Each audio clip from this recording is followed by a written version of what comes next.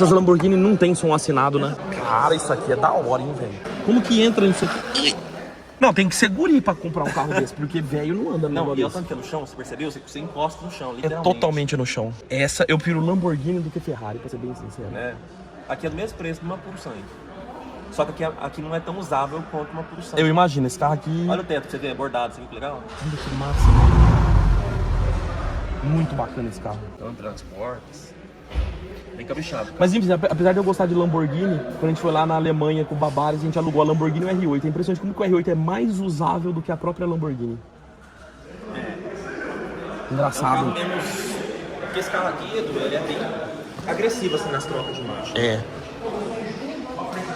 Muito bacana, cara. Que carro exuberante, né? Podemos dizer assim. Eu acho que esse carro também vale um vídeo pra você fazer. Vale. Pra galera. Tem muita coisa pra mostrar desse carro. Sim. Tem um 812. Ainda vai trazer.